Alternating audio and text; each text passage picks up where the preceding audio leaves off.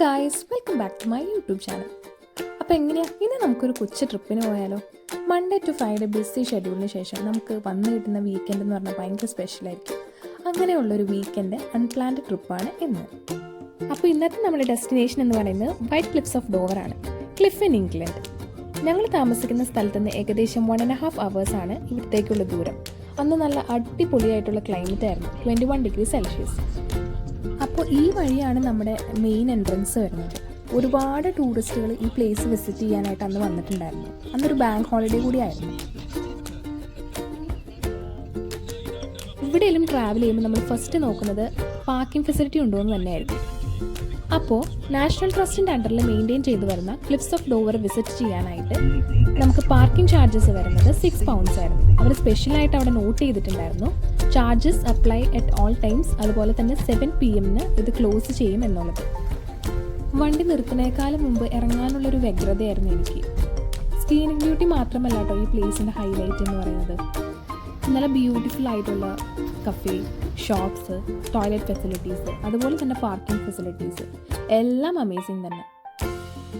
പിന്നെ നമുക്ക് ഏത് ഏജ് ഗ്രൂപ്പിൽ വേണ ആൾക്കാരും ഇവിടെ നമുക്ക് കാണാൻ പറ്റും. അപ്പോൾ ഇതുപോലുള്ള ചെറിയ ഗേറ്റ്സ് തുടക്കം മുതലേ ഉണ്ട്. അപ്പോൾ ഫസ്റ്റ് ഗേറ്റ് ഓപ്പൺ ചെയ്ത് റൈറ്റ് സൈഡിലാണ് നമ്മുടെ അമേസിങ് ആയിട്ടുള്ള വ്യൂ. വളരെ ബ്യൂട്ടിഫുൾ ആയിട്ടുള്ള ഒരു ടൂറിസ്റ്റ് അട്രാക്ഷൻ സ്പോട്ടാണിത്. ഒരിടത്ത് കുന്നിൻ ചെരുവ്, ഒരു ഭാഗത്ത് കടൽ, നല്ല സൺലൈറ്റ്, കാറ്റ്, കിളിനാട്.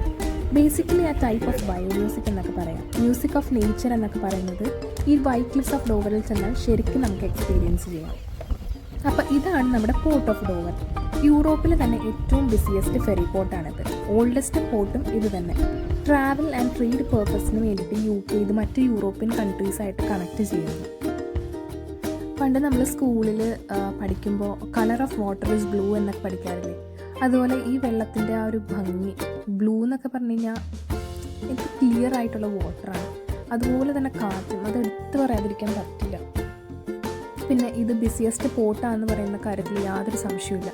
ഷിപ്സ് ഇങ്ങനെ വൺ ആഫ്റ്റർ ദി അതർ ഇങ്ങനെ വന്നുകൊണ്ടേയിരിക്കുകയാണ്. ഓരോ പ്ലാറ്റ്ഫോമിലേക്ക് നിർത്തുന്നു, വണ്ടികൾ കയറുന്നു, ഇറങ്ങുന്നു. അത്രയ്ക്കും ബിസി ആയിട്ടുള്ളൊരു പോർട്ട് തന്നെയാണിത്. ഇവിടെ നിന്ന് ഫ്രാൻസിലേക്കുള്ള ദൂരം വെറും 34 കിലോമീറ്റർ എന്നാണ് പറയുന്നത്. കിങ് ജെയിംസിൻ്റെ കാലഘട്ടത്തിൽ ഓപ്പൺ ചെയ്തതാണ് ഇത്, അതായത് 1606 വർഷങ്ങൾക്ക് മുമ്പ്.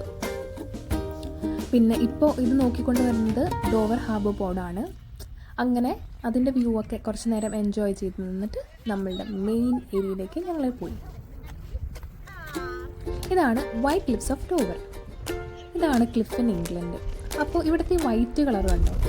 ഏകദേശം 100 മില്യൺ വർഷങ്ങൾക്ക് മുമ്പ് വെള്ളത്തിൽ പൊങ്ങിക്കിടക്കുന്ന ചെറിയ ആൽഗകളുടെ ശകലങ്ങളിൽ നിന്ന് രൂപം കൊണ്ട വെളുത്ത ചെളികൊണ്ടാണ് ഈ വൈറ്റ് ക്ലിഫ് രൂപപ്പെട്ടിരിക്കുന്നത് എന്നതാണ് ഐതിഹ്യം.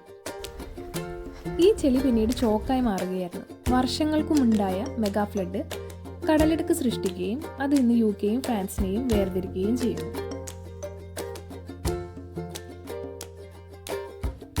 ഇരുവശത്തും ഇങ്ങനെ വെളുത്ത പാറക്കെട്ടുകൾ അവശേഷിക്കുകയും ചെയ്യുന്നു. ഇവിടെ നിന്ന് നോക്കിയാൽ ഫ്രാൻസ് അത്യാവശ്യം നമുക്ക് കാണുകയൊക്കെ ചെയ്യാം.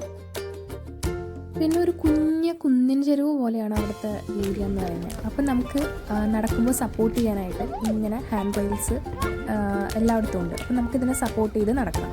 അപ്പോൾ ഇതുവഴിയാണ് നമ്മൾ താഴത്തേക്ക് ഇങ്ങനെ പോയിക്കൊണ്ടിരിക്കുന്നത്. നമ്മുടെ നാട്ടിലൊക്കെ കാണുന്ന പോലത്തെ നല്ല ചെളിയായിട്ടുള്ളൊരു സ്ഥലമായിരുന്നു അത്. അങ്ങനെ താഴ്ത്ത് ചെന്ന് ഞങ്ങൾ കുറച്ച് നേരം ഇങ്ങനെ കാറ്റും ഒക്കെ കൊണ്ട് വിശ്രമിച്ച്, അവിടെ കുറേ കിളികളൊക്കെ ഉണ്ടായിരുന്നു. കുറേ കിളികളൊക്കെ ഉണ്ടായിരുന്നു. അപ്പോൾ അവർക്കൊക്കെ ഓരോ ഗ്രേപ്സ് ഒക്കെ കൊടുത്ത് കുറേ നേരം അതുങ്ങളെയൊക്കെ നോക്കിയിരുന്ന് അങ്ങനെ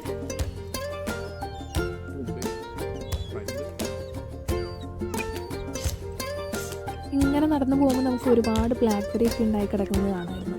ഒരുപാട് പേര് അതൊക്കെ പറിച്ച് തിന്നുന്നുണ്ടായിരുന്നു.